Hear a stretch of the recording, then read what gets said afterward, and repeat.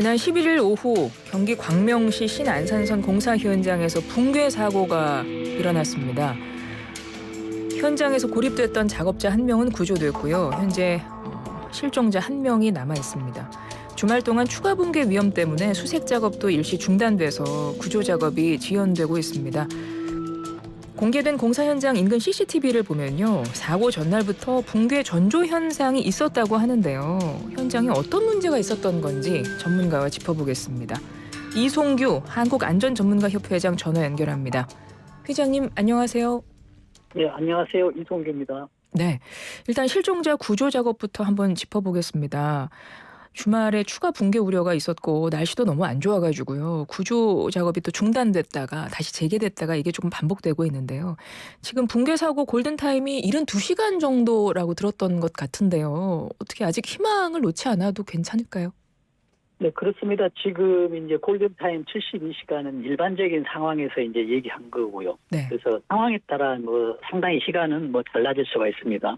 그래서 가장 이제 오래된 시간 보면은 우리가 1995년도에 삼풍백화점 붕괴됐잖아요. 네네. 그때 최장 구조된 시간이 17일이에요. 그 시간으로 따지면 377시간이거든요. 그래서 이런 경우도 있기 때문에 우리가 골든타임은 72시간이어서 이보다 훨씬 더 며칠 이후에도 생사가 확인할 수 있고 또 살아있을 수 있다라는 이런 그 희망도 갖게 됩니다. 네. 근데 지금까지 보면 이제 오늘로 나흘째 지금 밤샘 수색 작업도 하고 있고요. 오늘 오전 기준 7시로 하면은 지금 64시간 정도 됐습니다. 네. 그래서 70시간으로 이제 한계한다면 오후 3시 정도가 되면 72시간이 되는데요. 하여튼 여러분들께서도 수색하느라 고생하겠지만 그래도 그 한 생명이 지금 어딘가에서 구조를 기다리고 있을 안타까운 상황을 생각한다면 좀 신속히 이루어지겠다라는 그런 바람도 좀 해봅니다. 네. 한 분이 구조가 됐습니다. 근데 그분도 13시간 만에 구조가 됐는데 네.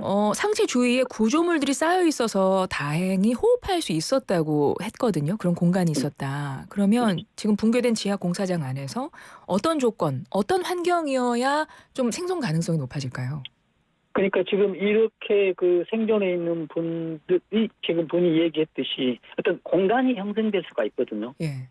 동시에 이렇게 내려온다 하더라도 어떤 구조물이기 때문에 내려온 어떤 과정들이 좀 다르기 때문에 어떤 그 한 사람이 그래도 다행히 어떤 그 생존해 준 이런 공간들 확률은 굉장히 낮지만 대형 붕괴 사고에서 보면은 앞에서 말씀드렸지만은 삼풍백화점 같은 경우에도 어떤 공간이 있었거든요. 네네. 근데 또 예를 들어서 선박이 침몰되는 바다에서도 어떤 그 에어포켓이라는 이런 공간이 있잖아요. 그렇죠. 그래서 이럴 상황이 되면은 생존에 있을 수가 있습니다. 그런데 이제 굉장히 높은 길이 40m 정도 되기 때문에요. 네. 이런 곳에서 이제 떨어지게 된다면, 추락하게 된다면 의식이 없는 상태가 되거든요.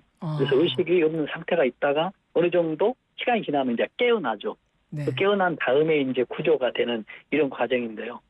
어떤 수색은 아무리 그 작은 확률에도 최선을 다하기 때문에요. 여러 가지 우리가 좀 기대를 해보게 되겠습니다. 네.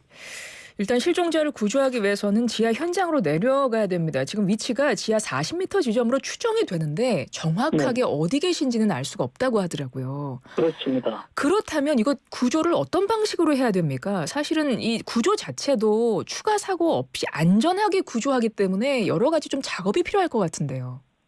그렇습니다. 지금 이제 가장 중요한 것은 지금 말씀하신 대로 지금 구조하다가 지금 붕괴가 이렇게 일어날 수가 있기 때문에 이게 가장 어렵거든요. 네. 지금 말씀하신 대로 40m니까는 40m로 추락한다면 이제 의식을 잃을 확률이 아주 높아요. 그래서 깨어나지 못하면 또 사망이 되고. 근데 다행스럽게 이제 그 동료 진술에 의하면은 컨테이너 안에 있었다라고 하잖아요. 네네. 그래서 컨테이너 안에 있었다라고 한다면 그래도 컨테이너 외부에 있는 충격은 좀 줄여져서 그나마 생존 확률이 좀 더 높겠다라는 생각을 하는데 지금 가장 관건은 지금 컨테이너를 지금 아직 찾지 못하고 있는 그런 상황 같아요.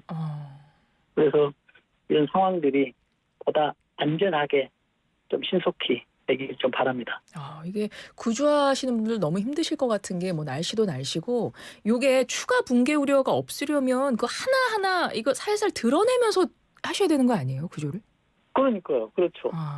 그렇죠. 지금 그렇지 않게 되면은 지금 어느 하나를 수색을 하기 위해서 어떤 사람이 들어가고 어떤 걸 꺼내야 되잖아요. 어떤 그러니까요. 물건들을 돌 같은 걸 아니면 뭐 세부치나 이런 것들 구조물들을 내다 보면 밑에 어떤 고여있던 게 되면 또 추가 붕괴가 있기 때문에 정말 뭐 호미로 뭐 삽으로 이렇게 하나하나 파내듯이 이렇게 해야 되는데 지금 또 상황에 또 날씨가 또 안 좋잖아요. 네.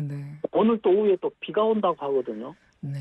그래서 비가 만약에 온다면은 또 수색하는데 굉장히 차질이 많이 생깁니다. 얘는 그렇죠. 비는 이제 무게도 많이 나가지만은 또 빗물이 흐르면서 낮은 곳으로 흘러 내려가잖아요. 그러면 또 이 토사까지 같이 흘러 내려가기 때문에 이로 인해서 뭐 추가 가능성, 뭐 바람도 있다고 한다면 더 문제가 되겠죠. 네. 그래서 어떤 여러 가지 이제 뭐 방법대로 이제 수색이 진행될 걸로 이제 생각합니다. 네. 공사장이 무너지기 15시간 전에 그 공사 현장을 비추는 CCTV가 공개가 됐어요. 어떻게 보셨습니까? 그거 보시니까 어떤 전조 증상이 있던가요? 저는 이거 보면서 가장 정말 우리 대한민국의 그 현상에 지금 안타까운 상황이 거기서 다 나타났거든요. 예. 왜냐하면 지금 파손됐잖아요. 네.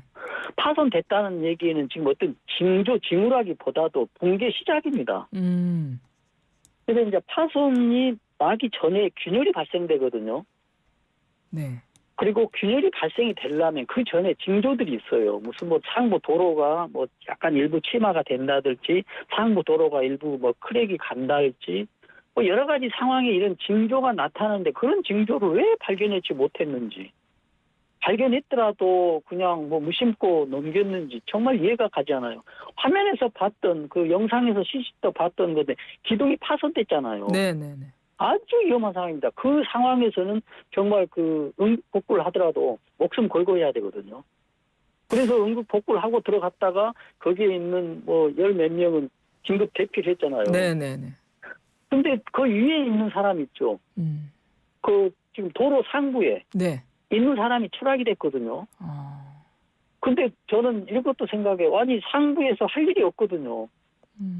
도로 상부는 밑에 상황을 전혀 못하고 지금 응급 복구하러 들어간 그 상황이니까 좀만 잘못하면 붕괴할 수 있다라는 이런 가정이 충분하거든요. 네. 그래서 사람뿐만이 아니라 작업자나 모든 게 통제가 돼야 되는데 그게 컨테이너 박스에서 무슨 일을 하도록 이렇게 지시가 돼 있는지 이것도 저는 이해가 가지 않습니다. 그런데 기사를 보면 이번에 그러니까 붕괴가 일어나서 이제 말씀하셨지만 대피하시고 이번에 그 고립되신 분들이 응급 복구 작업을 하러 들어가신 거라면서요?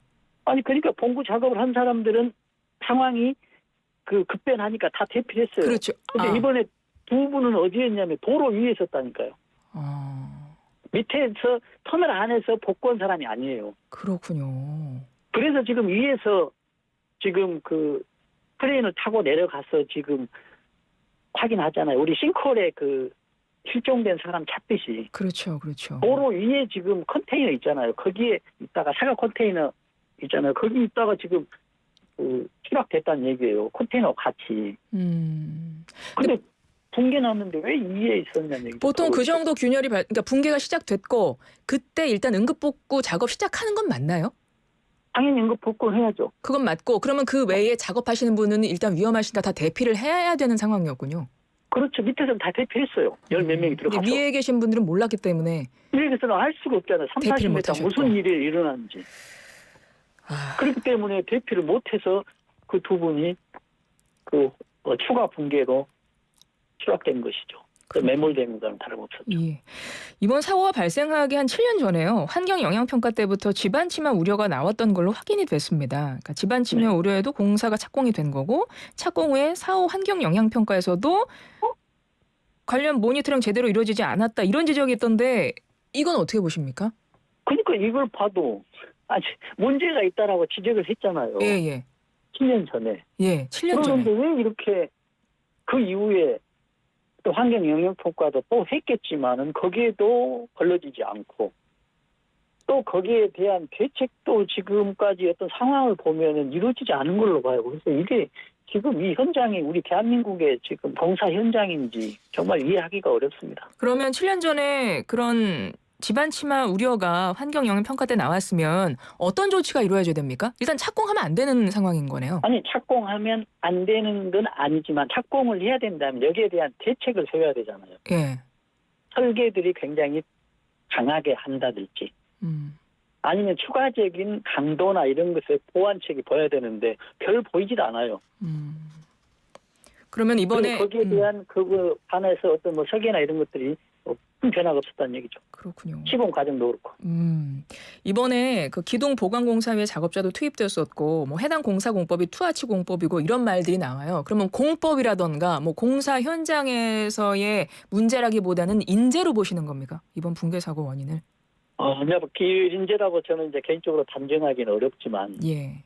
여기에 있는 그 시공사가 있잖아요. 예. 뭐 설계 업체가 있겠죠. 그렇죠. 그럼 그 설계대로 이제 또 시공을 하잖아요. 공사를 하겠죠. 네네.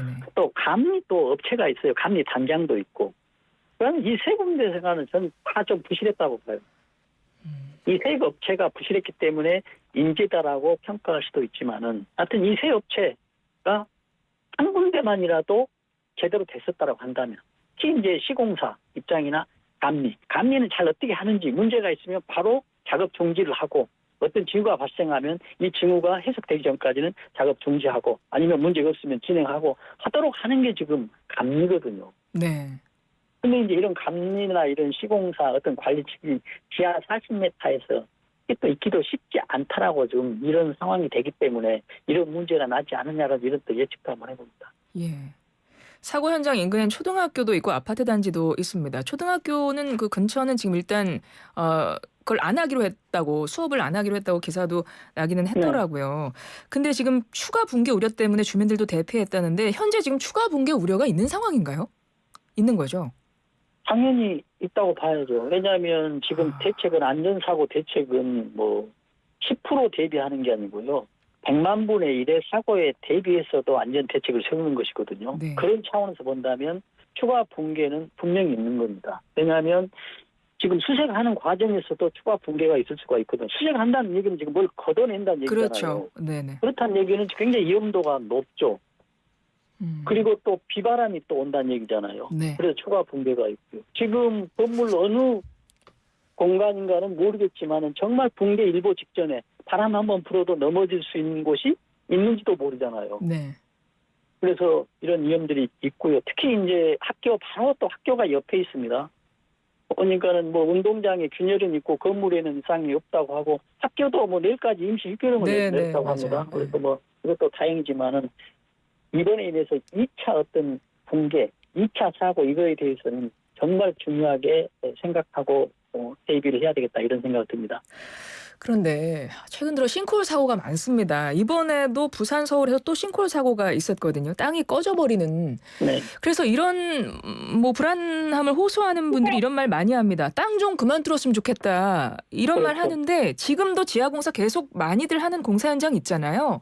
그렇습니다. 지하공사 이대로 괜찮을까요? 어떻게 보세요? 끝으로 한 말씀 부탁드려요. 그러니까 지금 이거거든요. 지금 보혜지는 지금 위로는 거의 다 지금 개발이 되고 더 이제 위로 올라가잖아요. 네. 그리고 또 지하도 어느 정도 돼 있기 때문에 더 깊은 지하. 그래서 대신도 지하 개발이 앞으로 더 생행해요. 그렇다라고 한다면 더 위험한 곳이죠. 고속도로 같은 경우는 일반적인 지역에서는 웬만한 데는 다 그 도로가 지나가는데 추가 도로 하기 때문에 이제 더 높아지고 더 길어진다는 얘기거든요. 네. 그래서 이런 위험이 더 나을 수밖에 없는 상황입니다. 어떻게 특히 해야 이제 됩니까? 싱크홀 같은 거는 이런 경우거든요. 딱 원인이 우리나라 토지든 싱크홀의 사고 원인은 간단하게 딱 세 가지로 분류합니다. 원인이. 네. 주변에 공사를 했거나 아니면 상하수도 배관이 있어가지고 그 상하수도에서 물이 흘러내려가지고 토사가 내려가잖아요. 네네. 그래서 공동구가 형성돼서 이런 거다. 아니면은 원래 그 지역이 매립지였기 때문에 물에 의해서 그 땅이 흘러내려가서 공동 형성돼서 이 세 가지 원인이거든요. 네. 그렇다라고 본다면 이 원인이 분명하기 때문에 이런 세 가지 있는 곳에 대해서는 이제 전수조사가 필요하죠. 그래서 이 전수조사가 필요한데 이 세 가지 중에서도 그래도 또 위험도가 높은 지역 있잖아요. 그렇죠. 그래서 그 지역부터 해야 된다는 얘기죠. 그래서 위험도별로 예. 신속하게 좀 대응을 해야 되고요. 특히 이제 이런 것들 장비도 도입되거든요. 우리가 GPR 장비, 엑스레이 쏘는 것이거든요. 네. 이런 것도 도입해야 되는데 이런 장비를 또 도입했냐 안 했냐가 중요한 게 아니라 이 장비도 성능이 각양각색이에요. 1m만 확인될 수 있는 장비가 있는가 하면 10m 이상의 어떤 공동을 확인하는 이런 GPR 장비 성능에 따라 차별되거든요. 네. 그래서 고성능 장비 또 여기에 맞는 어떤 기술력이 플러스돼서 네. 정말 안전한 대책을 세운다면 이런 일이 없다고 생각하겠습니다. 알겠습니다. 지금까지 이송규 한국안전전문가협회장이었습니다. 회장님 고맙습니다. 네, 감사합니다.